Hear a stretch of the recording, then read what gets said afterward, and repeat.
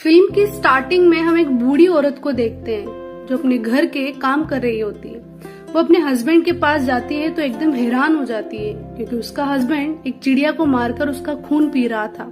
ये सब देखकर वो बूढ़ी औरत डर जाती है। फिल्म के अगले सीन में हमें एक आदमी को देखते हैं जो अपनी बेटी को अपनी वाइफ के पास छोड़ने के लिए आया है। इस आदमी की वाइफ का नाम इरिस है।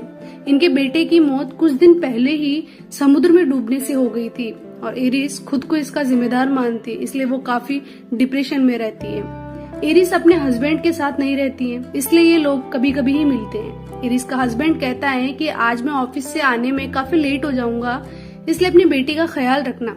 इरिस अपनी बेटी को लेकर एक क्लब में जाती है। दरअसल इरिस यहाँ सिक्योरिटी गार्ड का काम करती है और उसका आज नाइट ड्यूटी है। इरिस अपनी बेटी को लेकर एक बास्केटबॉल ग्राउंड में जाती है और उसे बोलती है कि तुम यहाँ पर खेल सकती हो। साथ ही अपनी बेटी को एक मोबाइल देकर सीसीटीवी को मॉनिटर करना भी सिखाती है। अब इरिस अपनी बेटी को वहाँ छोड़कर खुद सिक्योरिटी रूम में चली जाती है और वहाँ से सभी सीसीटीवी को मॉनिटर करने लगती है। दूसरी तरफ उसकी बेटी बास्केटबॉल से खेलने लग जाती है। इरिस को उसकी बेटी याद दिलाती है कि आज मेरे भाई का बर्थडे है जिसकी मौत हो चुकी है। ये सुनकर इरिस काफी दुखी हो जाती है। तभी इरिस को बाहर से अजीब सी आवाजें सुनाई देने लगती है तो वो बाहर देखती है कि दो लोग आपस में लड़ रहे हैं। ये देखकर इरिस काफी डर जाती है और बाहर वाले गार्ड को कॉल करती है तो वो कहता है कि उसने पहले ही पुलिस को सूचना दे दी है। अब इरिस को अपनी बेटी की फिक्र होने लगती तो वो उसी बास्केटबॉल ग्राउंड में जाती है जहाँ अपनी बेटी को छोड़ा था, लेकिन वहाँ उसकी बेटी नहीं होती है। तभी अचानक एक आदमी खिड़की से क्लब में घुस जाता है तो इरिस उसे बाहर जाने को बोलती है, लेकिन वो तो उल्टा इरिस पर ही अटैक कर देता है। अब हम एक बात नोटिस करते हैं कि ये आदमी नॉर्मल तो बिल्कुल भी नहीं लग रहा था। वो ऐसे ही बिहेव कर रहा था जैसे कोई वो ज़ॉम्बी हो। वो जैसे ही इरिस पर अटैक करता है, इरिस उसे स्केट बोर्ड से मारती है तो वो गिर जाता है, लेकिन फिर से इरिस पर अटैक करने के लिए उसके पीछे भागता है। इरिस खुद को एक रूम में बंद कर लेती है। इरिस एक दरवाजे के होल से बाहर देखती है कि वहाँ बहुत सारे लोग इधर उधर भाग रहे हैं और एक दूसरे को काट रहे हैं। वो सिक्योरिटी गार्ड भी मरा हुआ पड़ा था। अब इरिस काफी डर जाती है और अपनी बेटी को सीसीटीवी फुटेज में ढूंढने लगती है तो उसे एक रूम में अपनी बेटी दिख जाती है। इरिस उस रूम में लगे फोन पर तुरंत कॉल करती है तो उसकी बेटी कॉल पिक कर लेती है। इरिस अपनी बेटी को समझाती है कि तुम चिंता मत करो, बस अपने रूम को अच्छे से लॉक कर लो और जल्द ही मैं तुम्हें लेने आ रही हूँ।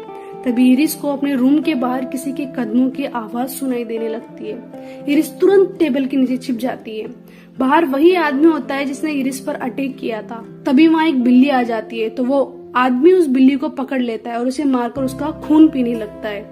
मौका देखकर इरिस भी दूसरे रूम में चली जाती है।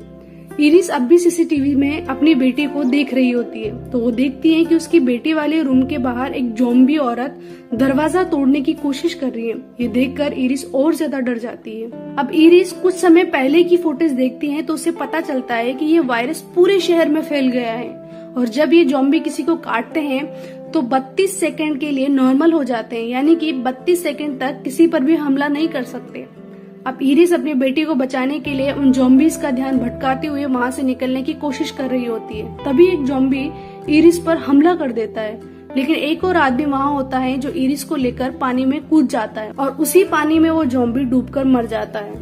उस दूसरे आदमी का नाम लुइस होता है जो इरिस को बताता है कि ये ज़ॉम्बी पानी में तैर नहीं सकते, इसलिए इनकी मौत हो जाती है। लुइस कहता है कि मैं अपनी वाइफ को लेकर हॉस्पिटल जा रहा था, मेरी वाइफ को बच्चा होने वाला है, लेकिन बीच में ही ज़ॉम्बीज ने हम पर अटैक कर दिया, इसलिए मैं अपनी वाइफ को लेकर यहाँ आ गया।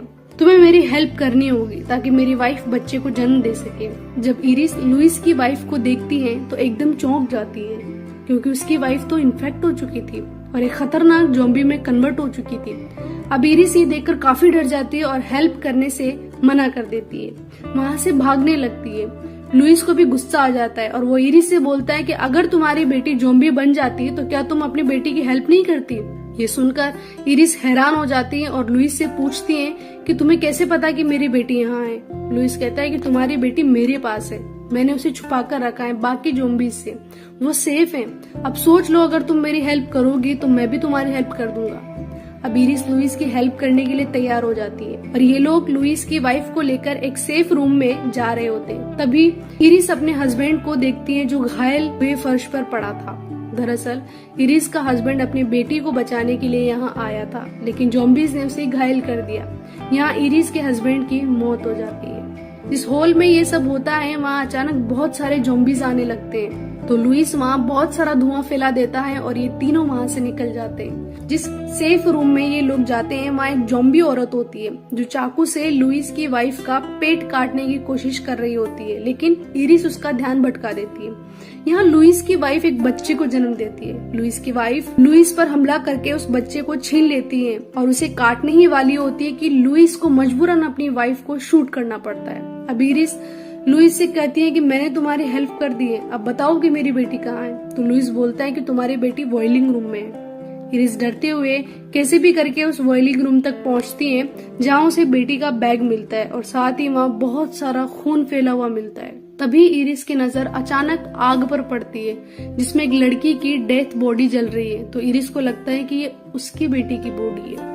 अब इरिस काफी दुखी हो जाती है और वहाँ पड़ी एक गन से सुसाइड करने ही वाली होती है कि अचानक उसे एक चूहा नजर आता है जो एक दूसरे रूम में चला जाता है। इरिस उसके पीछे उसी रूम में चली जाती है तो उसे वहाँ अपनी बेटी मिल जाती है, जिसे देखकर इरिस काफी खुश होती है। ये सीन काफी इमोशनल होता है।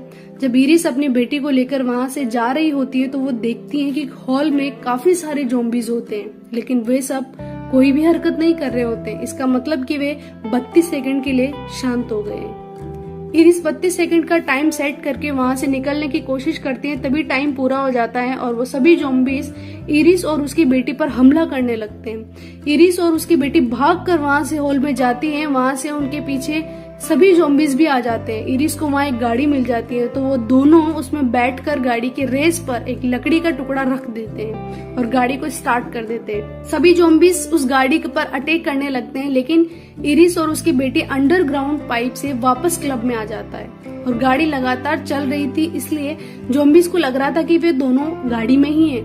यहाँ इरिस को लुइस मिलता है जो काफी घायल हो गया था। लुइस के पास उसका बच्चा भी होता है। लुइस कहता है कि यहाँ से बाहर समुद्र के किनारे तुम्हें मेरी एक बोट मिल जाएगी जिसे लेकर तुम लोग बचकर निकल जाओ। अभी लुइस ये सब कुछ बता ही रहा था कि यहाँ पर वह ज़ॉम्बी आ जाता है जो स्टार्टिंग से इरिस के पीछे पड़ा है। इरिस इस ज़ॉम्बी को मारने की कोशिश करती है, लेकिन वो ज़ॉम्बी इरिस को ही घायल कर देता है। तभी इरिस की बेटी उस ज़ॉम्बी को स्टेपलर गन से मार देती है। अब तक लुइस भी मर चुका था। ये दोनों लुइस के बच्चे को लेकर एग्जिट गेट की तरफ आते हैं तो देखते हैं कि पूरा शहर तबाह हो चुका है और समुद्र किनारे खड़ी सभी बोट्स में आग लगी हुई है। इसका मतलब है कि इरिस और उसकी बेटी अब पूरी तरह से यहाँ फंस गए हैं और ये कंफ्यूजन बना हुआ है कि ये लोग यहाँ सरवाइव कर पाएंगे या इन ज़ॉम्बीज के हाथों मारे जाएंगे। इसी कंफ्यूजन के साथ फिल्म खत्म हो जाती है।